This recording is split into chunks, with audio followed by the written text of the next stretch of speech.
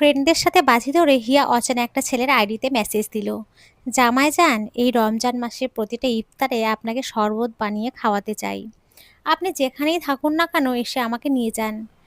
Private টাইমে sir না আসায় সবাই মিলে বসে ট্রুথ অর ডেয়ার খেলছিল। সেখানে হিয়া ডেয়ার নিলে বলা হয় একটা অপরিচিত ছেলের আইডিতে মেসেজটা দিতে। হিয়ার অনিচ্ছা থাকা সত্ত্বেও উপায় না পেয়ে খুঁজে খুঁজে তাহসির চৌধুরী নামের একটা আইডিতে এই মেসেজটা দেয়। রমজান মাস বলে শরবতের কথাই বলেছে, এখন ভীষণ ভয় পেয়ে আছে যদি এই আইডির লোকটা কিছু বলে এই ভেবে। হিয়া ফোনটা রেখে বান্ধবীদের সাথে কথা বলতে লাগলো। যতই হাসিখুশি দেখাক না কেন ভেতরে ভেতরে ধুকবোকানি বেড়েই চলল। বিকেলের দিকে হিয়া প্রাইভেট থেকে বাড়ি ফিরে এলো। কিচেনে ঢুকে তার মা মাহিমা বেগমের সাথে কিছু কাজও করে দিল। রাতে তাড়াতাড়ি নামাজ শেষ করে তাহসির চৌধুরী শ্রাবণ কোম্পানির কিছু ডকুমেন্ট চেক করছিল ল্যাপটপে। এর সাথে ফোনটাও হাতে নেয়। সেখানে স্ক্রল করতে করতে একটা মেসেজ দেখে হতভম্ব।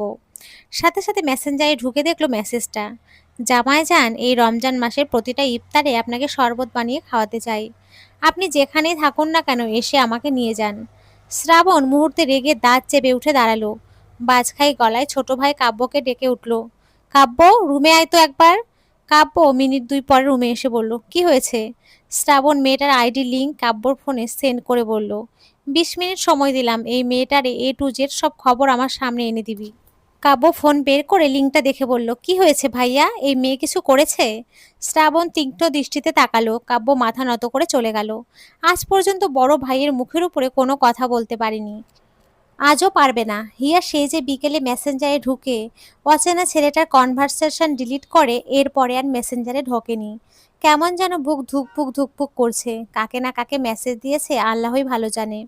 কে জানে 2-3 বাচ্চার বাপই নাকি। হিয়া ভাবাভাবি বাদ দিয়ে পড়তে বসলো। সামনে HSC পরীক্ষা, হাতে বেশি সময় নেই। রমজান মাস বলে কলেজ বন্ধ দিয়েছে, কিন্তু প্রাইভেট খোলা আছে। এদিকে কাব্য 20-25 মিনিট পরে শ্রাবণের রুমে এসে নক করলো, ভাইয়া আসবো? শ্রাবণ গম্ভীর কণ্ঠে বলল, নাই। কাব্য রুমে ঢুকে শ্রাবণের সামনে দাঁড়িয়ে গড়গড় করে বলল, ভাইয়া, মেয়েটার নাম হিয়া, ইন্টার সেকেন্ড ইয়ারে পড়ে। বাবার নাম হামিদ শিকদার, মায়ের নাম মাহিমা শিকদার। মেয়েটার কোনো ভাই বোন নেই, ওরা ঢাকায় থাকে। ওর বাবা একজন উকিল, ওদের বাসাটা নিজস্ব 3 তলা। সেক্ষেত্রে বলতে গেলে নিচতলায় পার্কিং আর কাজের লোকের থাকে, আর দোতলায় ওরা থাকে, আর 3 তলা ফ্ল্যাট হিসেবে ভাড়া দেয়। এখন সেখানে কেউ থাকে না, আর লোকেশনও দিয়ে দিয়েছি তোমাকে। শ্রাবণ ল্যাপটপে কাজে মন দিল আর কাব্যকে চলে যেতে বলল। কাব্য রুম থেকে বেরিয়ে নিজের রুমে আসতেই চট করে মনে পড়ল মেয়েটার ছবিই তো শ্রাবণকে দেয়নি। তখনই হোয়াটসঅ্যাপে কাব্য একটা ছবি পাঠালো, সাথে মেসেজও দিল, ভাইয়া এইটা ওই মেয়েটার পিক। শ্রাবণ সেই ছবিটা দেখতেই কিছুক্ষণ নিশ্চুপ হয়ে রইল। চোখজোড়া পলক ফেলতে ভুলে গেল। অপূর্ব দেখতে মেয়েটা। মেয়েটার কাজল কালো চোখে যেন অদ্ভুত মায়া। বারবার তাকিয়ে থাকতে মন চাচ্ছে। শ্রাবণ ভাবতে থাকলো, মেয়েটা কি ওকে চেনে যে ওই রকম একটা মেসেজ দিল? শ্রাবণ আর কাজে মন বসাতে পারলো না। ল্যাপটপ রাফায়েল দিয়ে রুম থেকে বেরিয়ে কাব্যকে ডাকলো। কাব্য সামনে আসতে শ্রাবণ বলল, কাব্য শোন, ব্যাগপত্র গুছিয়ে রাখ, কালকে একটা জায়গায় যাব, কয়েকদিন থাকবো সেখানেই। তোমার কাজ আছে নাকি? ঠিক আছে, যাব। কাব্য চলে যেতে শ্রাবণ সেখান থেকে চলে এলো। কি যেন ভেবে হাঁটা দিল। পরক্ষণে তার বাবার রুমের সামনে এসে ঠেকলো। বাহির থেকে বলে উঠল, বাবা আসবো? শ্রাবণের বাবা তৌকির চৌধুরী ভেতর থেকে বললেন, এসো শ্রাবণ। শ্রাবণ ভেতরে ঢুকে তার বাবার সামনে দাঁড়িয়ে স্বাভাবিক কণ্ঠে বলল, বাবা, আমার কিছুদিনের ছুটি চাই, একটা কাজে যাব, অফিস অ্যাটেন্ড করতে পারবো না। খুব জরুরি নাকি? জরুরি যে নয় তা না, এছাড়াও কিছুদিনের অন্য একটা জায়গায় থেকে ঘুরে আসতে চাই, আর তোমার প্রজেক্টগুলো করে দেব, শুধু অফিসে যেতে পারবো না। তৌকির চৌধুরী প্রশ্ন করলেন না, ছেলের উপরে দৃঢ় বিশ্বাস আছে। শ্রাবণ যা করে বা করতে চায় কোনোটাই মন্দ হয় না, ভালোই হয়। তিনি এই মুহূর্তে বলে উঠলেন, ঠিক আছে, যেখানেই যাও সাবধানে থেকো। ওয়াশরুম থেকে বের হলেন শ্রাবণের মা সাবিহা চৌধুরী। তার চোখ মুখে চিন্তার রেশ।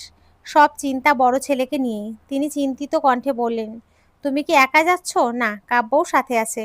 ঠিক আছে, তাড়াতাড়ি ফিরে এসো। রাতটা ভালোই ভালোই চলে গেল। সকাল হতে শ্রাবণ ব্যাগপত্র নিয়ে রেডি, সাথে কাব্যও। কাব্য এখনো জানে না শ্রাবণ কি কাজে যাবে বা কোথায় নিয়ে যাবে। শ্রাবণ গাড়ির ড্রাইভারকে একটা লোকেশন দিল। লোকেশনটা হিয়াদের বাড়ির লোকেশন। ড্রাইভার ওদের নামিয়ে দিয়ে চলে গেল। শ্রাবণ কাব্যকে সাথে নিয়ে বাড়ির গেটের কাছে এলো। হিয়ার বাবা হামিদ সাহেব তখন কোর্টে যাচ্ছিলেন গাড়ি নিয়ে। শ্রাবণ তাকে থামিয়ে বলল, আঙ্কেল, আপনার সাথে কিছু কথা ছিল। হামিদ সাহেব গাড়ি থামিয়ে ভেতর থেকে বললেন, কি বলবে? শ্রাবণ বলল, আমরা শুনলাম আপনি নাকি ফ্ল্যাটটা ভাড়া দেবেন, তাই চলে এলাম। ও আচ্ছা, তুমি বরং ভিতরে গিয়ে আমার মেয়ে আর ওয়াইফের সাথে কথা বলো। দারোয়ান তোমাদের নিয়ে যাবে। আমার কোর্টে যেতে হবে, তাই সময় দিতে পারলাম না। কাব্য হেসে বলল, সমস্যা নেই, আমরা ভেতরে গিয়ে কথা বলছি। হামিদ শিকদার গাড়ি নিয়ে বেরিয়ে গেলেন। শ্রাবণ আর কাব্য দোতলায় এসে নক করলো।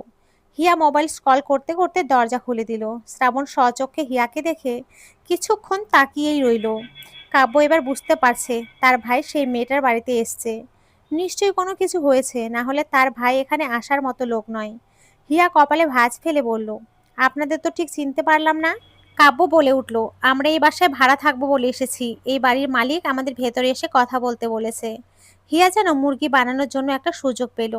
ঠিক করলো দুজনের থেকে ভাড়া বেশি চেয়ে নেবে। ছেলে দুটোকে সাথে সাথে বলে উঠল, আসুন আসুন, ভেতরে আসুন। কালকে যাকে না চিনে জামাই যান বলে মেসেজ দিয়েছিল, সেই ছেলেই যে তাদের বাসায় ভাড়া চাইতে এসেছে সেটা হিয়া এখনো বুঝতে পারেনি। এই মুহূর্তে হিয়া কথা বলার জন্য শ্রাবণ আর কাব্যকে ভেতরে ঢুকতে বলল। শ্রাবণ ভেতরে ঢোকার আগেই বলল, বাড়িতে আর কেউ নেই? না মানে আপনি একা থাকলে ঢুকবো না, হিয়া হালকা হেসে বলল। আম্মু আছে, আসুন। শ্রাবণ ভেতরে ঢুকলো। হিয়া ওদেরকে ড্রয়িং রুমের সোফায় বসতে বলল।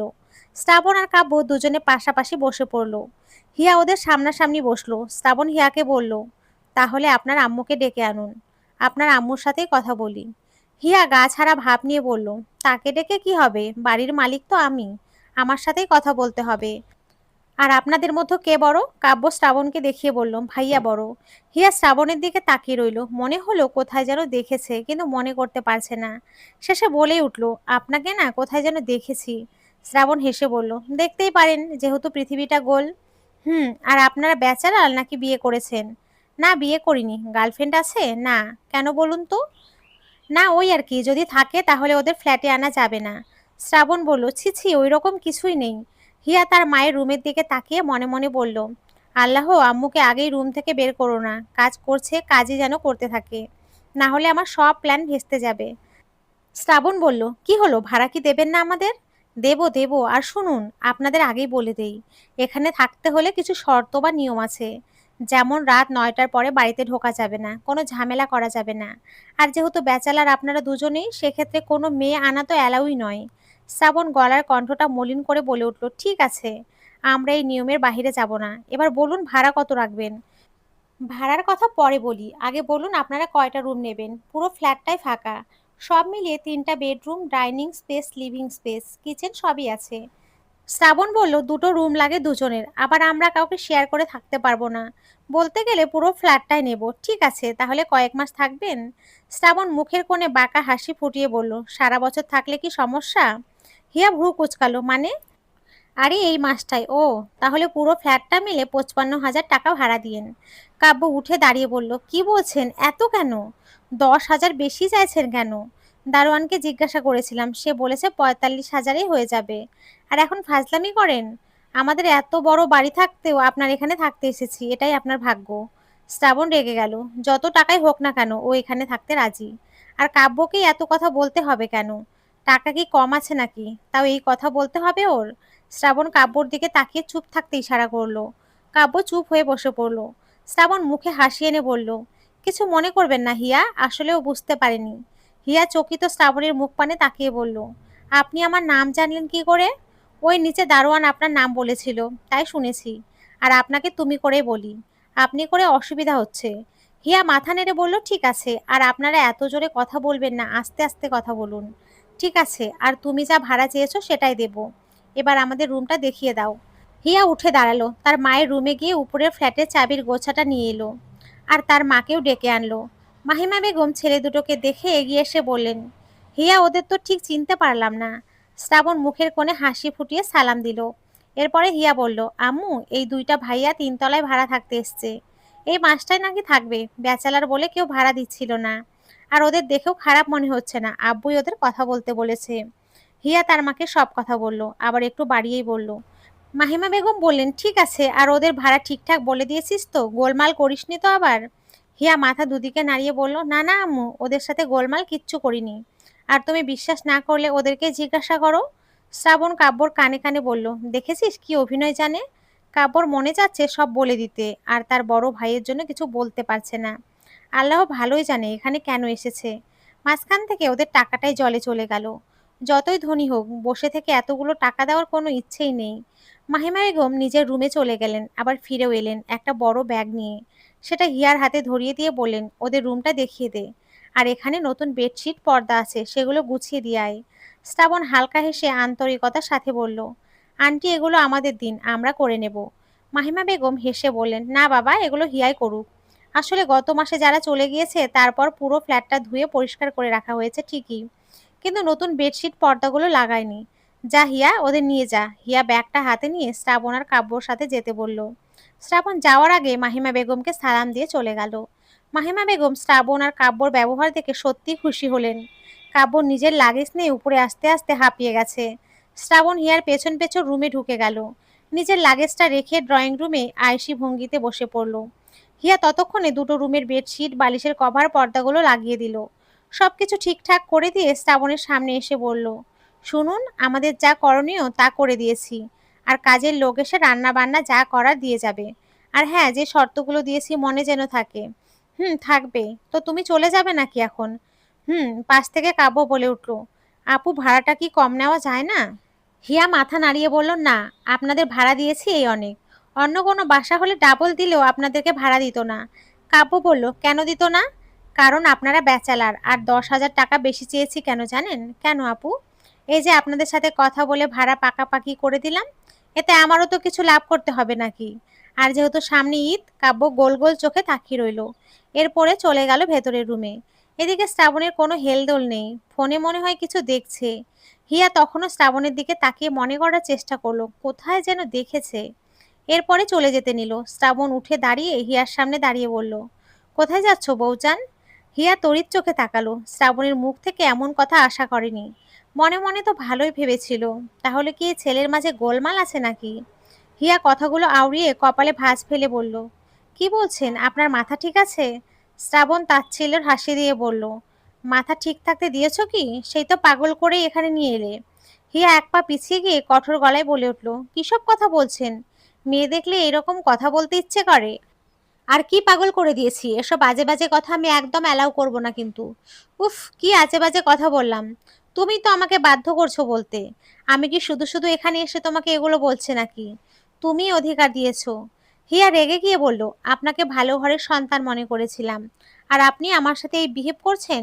শ্রাবণ এগিয়ে এসে হিয়াকে ঘুরে ঘুরে দেখতে লাগলো। হিয়ার বেশ বিরক্ত লেগে গেল। সাথে সাথে শ্রাবণকে বলল, আমি আগে জানলে কখনোই আপনাদের দুজনকে এখানে থাকতে দিতাম না।